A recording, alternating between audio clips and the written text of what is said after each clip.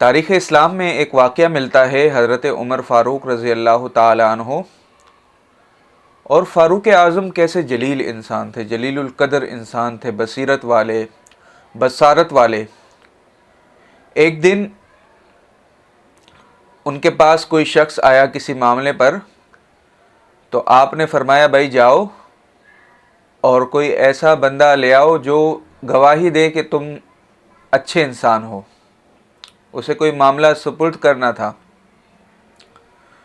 تو وہ شخص ایک پرہیزگار، داڑھی والے، سفید ریش انسان کو لے آیا کہ بھائی اس سے پوچھ لو کہ میں بڑا چنگا بندہ ہاں۔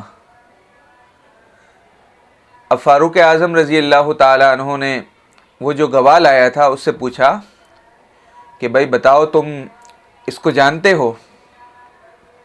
کہنے لگا ہاں بہت اچھی طریقے سے جانتا ہوں، بڑا اچھا بندہ ہے، نیک ہے۔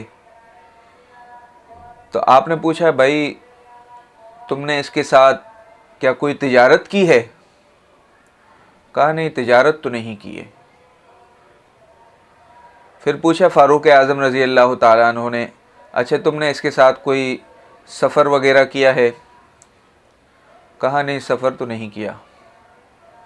پھر آپ نے پوچھا کیا تم اس کے پڑوسی ہو اور اس کی اونچ نیچ، خلوت جلوت کے متعلق آگاہ ہو؟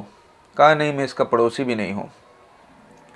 تو فاروق اعظم رضی اللہ تعالیٰ عنہ نے اس گواہ کے بعد جاؤ بھائی یہاں سے نکل جاؤ، تم نے صرف اس کو مسجد میں نماز پڑھتے ہوئے دیکھا ہوگا، تسبیح پھیرتے ہوئے دیکھا ہوگا، سجدے اور رکوع کرتے ہوئے دیکھا ہوگا، یہ انسان کی نیکی کی علامت نہیں ہے، یا وہ اندر سے کتنا صاف اور شفاف ہے اس سے اس کی نشاندہی نہیں ہوتی ہے۔ تو عزیز دوستوں، فاروق اعظم رضی اللہ تعالیٰ عنہ نے کیا اصول بتایا کہ بھائی کسی شخص کو اگر آپ نے جاننا ہے تو یا تو اس کے ساتھ کاروبار آپ نے کیا ہو، یا جس نے سفر کیا ہو، یا جو اس کا پڑوسی ہو۔ تو کسی شخص کے اخلاق اور کردار سے متعلق ان تین افراد کی گواہیاں بہت اہم ہیں۔ اگر آپ نے کوئی کسی سے معاملہ کرنا ہے تو ان تین افراد سے رابطہ کریں، اور جو رائے وہ اس شخص کے متعلق رکھتے ہوں پھر اس کے مطابق